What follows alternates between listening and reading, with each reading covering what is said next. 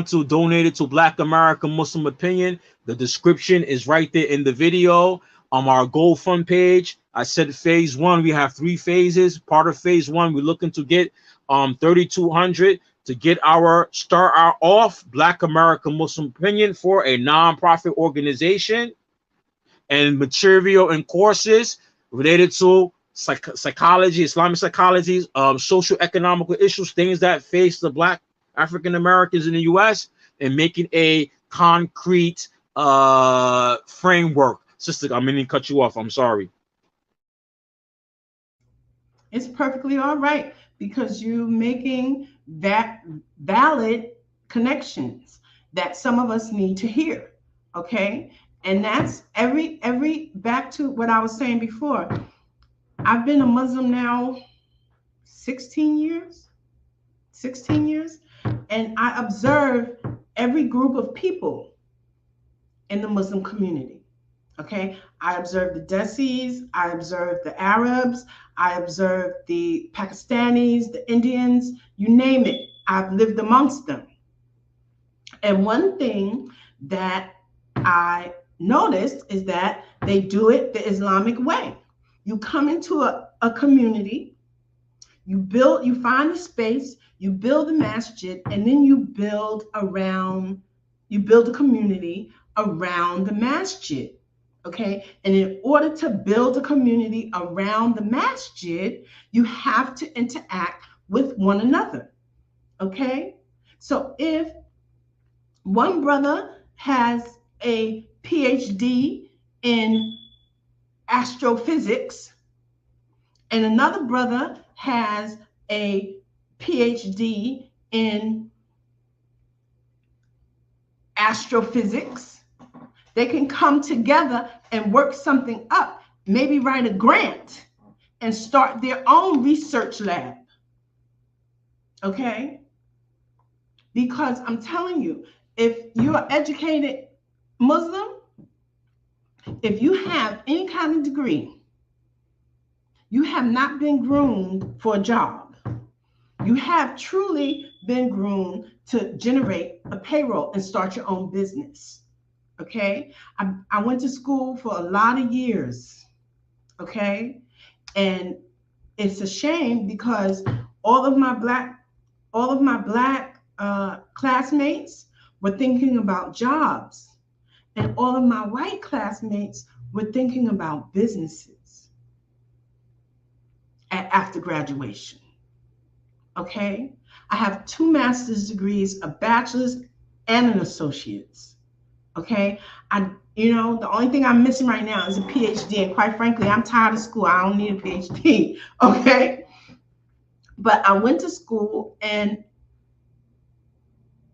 I tell you, if you have a degree, you are equipped. You have what it takes to run a business. Regardless of what the degree is in, you are able to generate a payroll. If you went to school for medical, if you're a doctor, then you have what it takes to hang your shingle and start your own practice. Okay? Doctors work in the hospitals because they want to, not because they have to. Okay? Doctors are automatically taught to hang their shingles. Psychologists are automatically taught to hang their shingles and go into business for themselves. If you're an electrician, because college is not for everybody. If you're an electrician, then you should be thinking about starting your own business as an HVAC servicer and start competing with some of these companies out here. Okay? If college is not for everybody. If you just got out of prison and you work in a minimum wage job, say you at McDonald's and you making $15 an hour, okay? Who said that you can't go to take a paycheck? If you in prison, you probably living in a halfway house right now, and you stacking your money.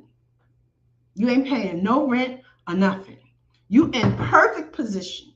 You are in excellent position to stack your money and invest in the business. Who said that you can't go and get a food cart if you're in New York or any other city? I don't know how it works in New York. It may be more difficult if you're in New York to get a food cart and go to Sam's Club and get your supplies and sell hamburgers and franks. You're making $300-400 a day. That surely beats McDonald's wages. Okay? I live in the South, and I run a nonprofit called Halal House Foundation. And in Halal House Foundation, we help the brothers and sisters who are coming out of prison transition. And we teach them how to flip their minimum wage job into a business, into a viable micro business. Okay? And then from the micro business into a macro business. Okay? So say you coming out and you living in the halfway house, like I said, and you stacking your money. Who said you can't go buy a lawnmower? I have a brother, he did this exact same thing I'm telling you. He was in the halfway house stacking his money, working for McDonald's or one of these fast food joints. Okay? He stacked his money. He went and bought a lawnmower and a car. With a lawnmower and a car, not a truck, a car, he went around cutting lawns. Okay? And he stacked his money and reinvested his money. Now he drives a truck with a trailer, and he has those lawnmowers that you drive. He has 2 of them now. Okay? And he has corporate clients now. Okay? He a done data now. Okay? So it's possible. Okay? With a little hard work and forethought, anything is possible. Allah is God. You make your dua, you make your salat, and you step out on faith. Okay? You step out on faith. And that's all I can say. What about starting online business? Online businesses are the greatest to start because your overhead is low. If you want to start an online business, it depends on what you're selling. Okay? If you're selling clothing or food or whatever you're selling, your overhead is rather low because you don't have to worry about a storefront. If you're selling services like accounting, bookkeeping, and any other service, what is that? You know who is doing very well now? Virtual assistants. Okay, where you manage people's social media. Like a company like mine, I don't do my own social media. I have a company that handles that for me. Okay, and maybe she may be an individual, but she has a company. Okay, and she handles that for me. What her setup is at home, I wouldn't know. Okay, but she has a viable LLC, and she has multiple corporate clients, including me. Okay, and I pay her a pretty penny to manage my social media for me. Okay, that's a job in and of itself. So online is wonderful if you have the technical know-how to manage your website, your social media, just the same way you do it for yourself, you can do it for somebody else. For those of you out there who are accounting majors, business majors, you can do your business consulting online. You can hire yourself out for the accounting majors. You can hire yourself out as a bookkeeper with an associate's degree. If you have an associate's degree in accounting, okay, you're qualified to hire yourself out as an online bookkeeper. You form an LLC, a corporation, a partnership, and you put it out there. You put your services out there. What about people like truck drivers? You got a lot of brothers who are truck drivers. I have a lot of brothers who are truck drivers as clients. And what they do, see, with the truck drivers, there's a catch. A lot of brothers be thinking that you have to buy your truck. Nah, don't buy the truck, because buying the truck is going to cost you money for the down payment. Okay, it's going to cost you on the note every month. Then you got to deal with maintenance. That's coming out of your pocket. If you rent the truck, you don't have to worry about your own authority with DOT. Okay, with department, with DOT, you don't have to worry about getting all those tags for your own authority. If the truck comes already ready. So you rent the truck and you get the routes and you make your money. Okay? Amazon, UPS, FedEx, all of those companies are looking for drivers with their own trucks. Okay? Then you have those who haul timber. I have a client who hauls timber. He clocks $250,000 at least minimum every year. Every year. I have another client out of California. She runs business-to-business deliveries. Business-to-business delivery. Okay? She like the UPS, but she only goes from warehouse to business or business to business.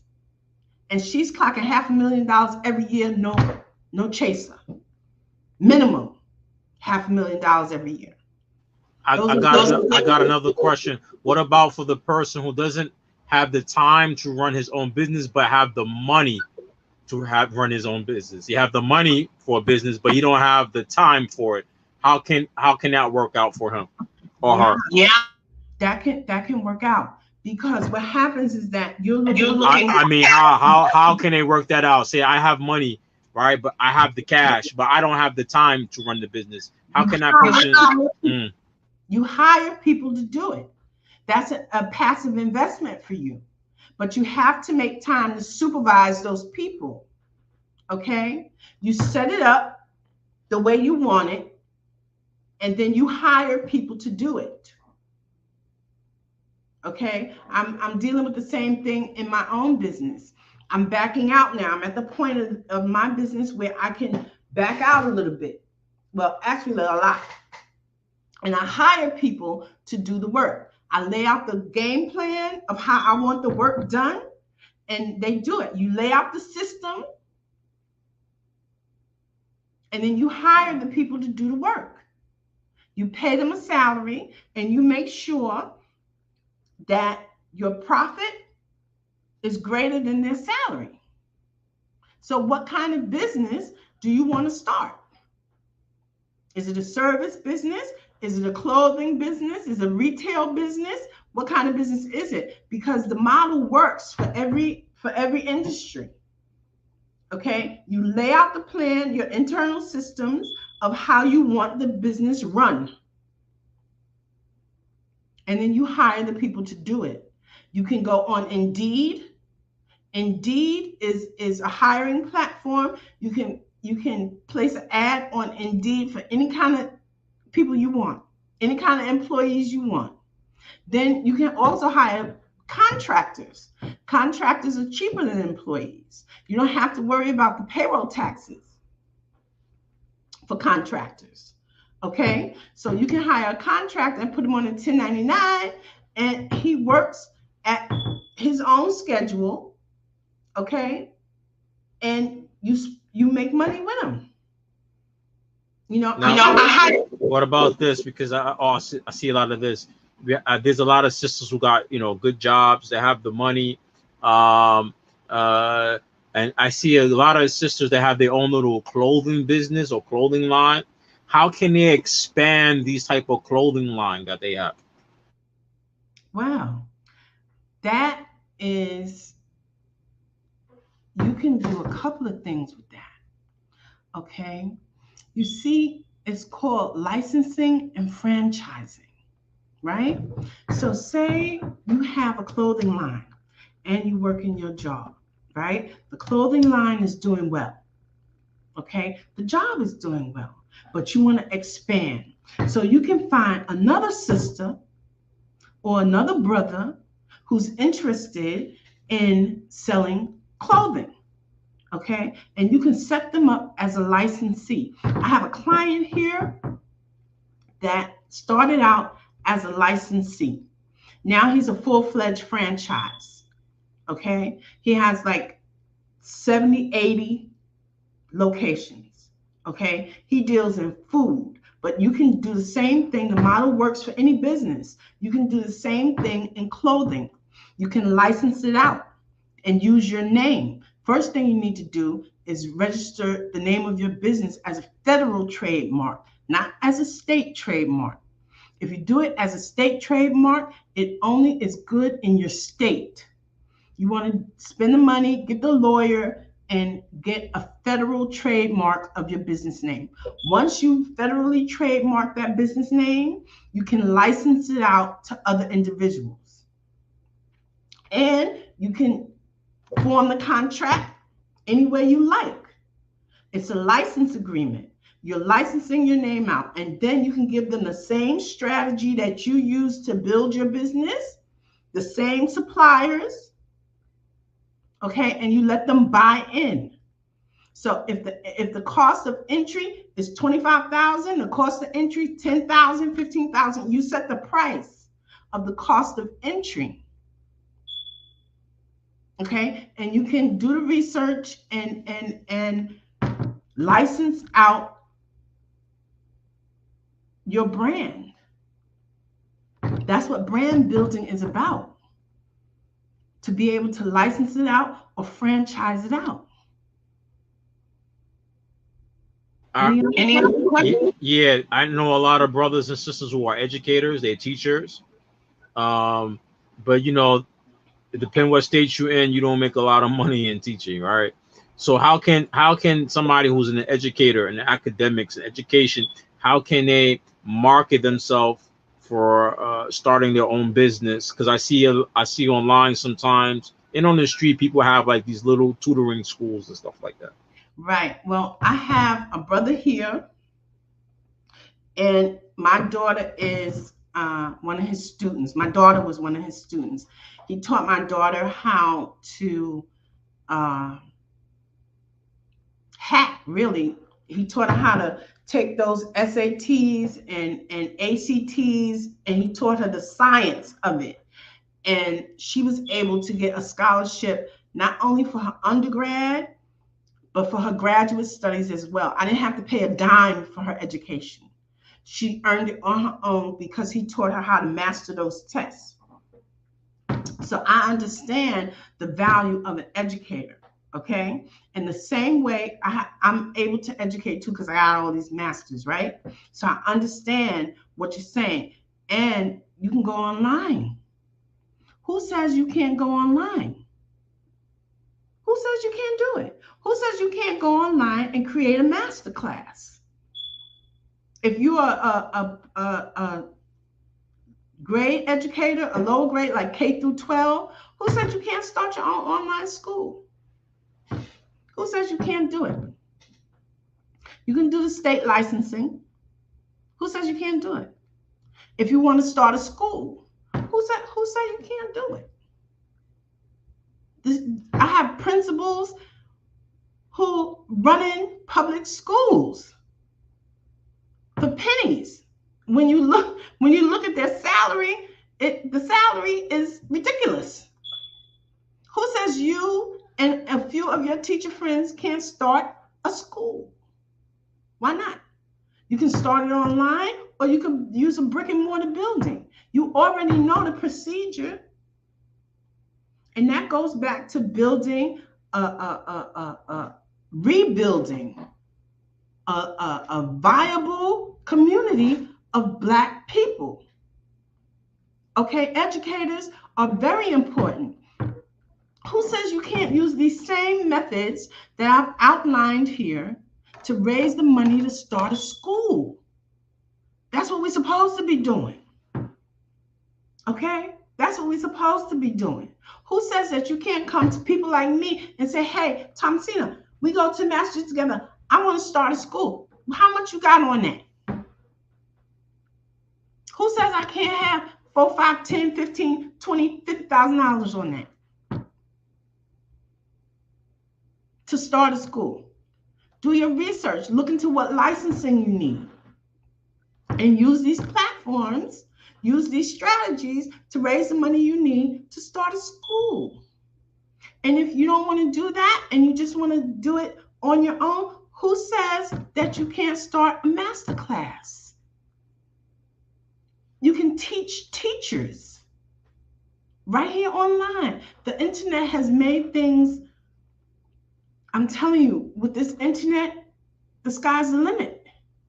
Who says you can't use the internet to train teachers? Who says that you can't use the internet to teach in whatever field of study that you're trained to teach in? Okay? And then another thing for the teachers, listen, with your student loans, who says you can't form your own nonprofit and work for your own nonprofit for 5 years and get all your student loans forgiven? Or is it 5 or 10 years you have to work for a nonprofit to get your student loans forgiven, 100% forgiven? Who says you have to go into an inner city school? Nah, and suffer through that. Teaching in the inner city is no joke. Who says that you can't start a nonprofit online school and work for that nonprofit for 10 years, 5 years, whatever it takes to get your student loans? You could kill 2 birds with 1 stone. Who says you can't do that? The sky's the limit. Allah gave us all of this. Look at all of this. You see? So who says that you can't do that? You know, that's my retirement plan. To teach classes and write novels. Yeah, that's real good. You know, because I know a lot of educators in the Muslim community, and you know, I know people got PhD, masters, brothers, sisters, every nationality, you know, and I notice we have a lot of that in our community, but I don't see them like having their own business. That's why I asked the question. Next question. I see a lot of brothers and sisters. I mean, a lot of brothers, you know, I seen here in New York a few years ago, a lot of Latinos here in New York, they started their own little taxi companies with 2 or 3 cars. I seen that. And these guys don't have no location. They doing that joint out of apartment building where they live. What about, you know, for those who drive like limousine services, how can they start their own business instead of working for Uber or Lyft all the time? You can use the same business model that Uber and Lyft is using and become a competitor. Okay? You can use who says that you can't do it? Nobody. You just have to believe in yourself and believe in the God that created you and step out on faith. It's right there in your face. Okay? Like the Mexicans. He just said the Mexican guys, they doing limo service on their own. The medallion in New York, after Uber and Lyft, the medallion in New York, medallion taxi drivers are becoming a thing of the past. Actually, this was one of my neighbors. You know what he got now? He did this a few years ago. Now he has his own he have his own office, and he does now pick up people to take them to the hospital for their insurance, for the medical insurance. He got his own cars now, and he got his own office now. I watch him every day. He's Dominican. He take people he has with the insurance company, because in New York, the insurance, your medical insurance will pay for you for a taxi service to pick you up and drop you off. He's doing that now. He started his own little business now. And he was in his house, like in his apartment first, doing regular taxi with the people who live in the area. Then after that, he got his own little office now. Even through the whole pandemic, he was still open. He still had business. And I see right now where I live, at least 3 people started the same business he had right here on the same block. And they look like they all making money. Exactly. And that's one of the things you got to start thinking about, because see, what makes it easier, you can't get mad with the immigrant. Okay. Now, what makes it easier for him in his thinking to look at it that way and say, hey, I can do it like this. What makes it easier in his thinking is that in many countries abroad, if you get to traveling, you'll realize that there's no such thing as public education. Okay. If your children are going to school, you got to pay for it. Okay. There's no such thing as Social Security and public welfare, and nah, it's not happening. So you got to get in where you fit in business. In socialist countries and countries with monarchies, you start your own business. That's the way everybody does it. Okay. Exactly. Another question. Another question. Another question. I'm really your student today. I'm not the host. I'm really your student. I'm learning right now. I'm taking a lot of notes. Now we have a lot of massages in the Black community. We have the 501c3, but they like barely surviving on donations, and the people in the community got no money. So how can some of these masjids who have the 501c3 start accumulating accumulating money, so they don't have to start begging and depending on people for donation to survive? Well, the masjids that I attend has a great business model. Okay. During Ramadan and during the rest of the year, the money gets split. The fundraising is split. Okay. The internet comes into play as well. Okay. So say you are a masajid in the hood, right? Then you want to go on air with the Friday khutbah and kill two birds with one stone. You go on the internet and you broadcast the Friday khutbah, and you let people know that you're there, and you build an online presence. With the 501c3, you can raise money on the internet. You don't have to, no, Hanif. An LLC is not a masjid. No. The masajid is not owned by anybody. An LLC is a for-profit enterprise. So if the masjid is going to operate as a masjid, it must be a nonprofit. Okay? Masjids under tax law don't even have to become a 501c3. They are protected, right? They are protected under U.S. law, under U.S. tax law. They don't have to become an LLC because nobody owns it. It's a house of worship. Okay? So under tax law, masjids qualify as churches as well. Okay? So under tax law, the masjid is not taxable. And if you try to make a masjid a LLC, then that means it's a for-profit enterprise, and it goes against everything. No, the masjid is not owned by one individual. The masjid is operated by the community. Okay, so back to the online model.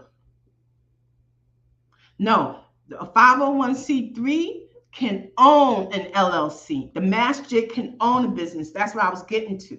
Okay, so once you form that 501c3 and you get the donations rolling in, you're online, you have an online presence, and you get the donations rolling in from online. Okay, you take the zakat money and you do the zakat work with the zakat money. But then you also have the zadaqah money, right? That's for the masjid. Okay, you take that money and you double down and you start buying property or investing in businesses. A 501c3 can own an LLC. Okay, you got to pay taxes on that LLC though, but the 501c3 can own it. Okay, and that's what my masjid does. We own property. We've chosen to invest in real estate. Okay, and we collect rent, and we pay taxes on that rent. Okay, so the masjid can invest that Zadaka money. They can double down and invest that Zadaka money into real estate and halal businesses, bookstores. You can, yeah. You see, yeah. There you go, Hanif. Yeah. The 501c3 can own an LLC, and you can double down that money and do bookstores, real estate, any halal business you want, and generate money for the masjid, and and so that you can do the community work. That's also the same formula that we use for social entrepreneurship. So say in my case, right, I consider myself a social entrepreneur. I try to fix some of the social ills that I see in my direct community, okay? And particularly in the Black community, okay? So I take the profits. You're welcome, honey. Yeah, I take the profits from my for-profit business and invest it in my 501c3, okay? And the 501c3 does the social work. So it's working the other way around, but okay, so you can do it like that. You're very welcome, honey. There is a plethora, there's strategy for everything. Anything you want to do, you can figure it out. That's what Allah gave us. Alhamdulillah. If you put your mind to it, you can figure out a strategy to do anything.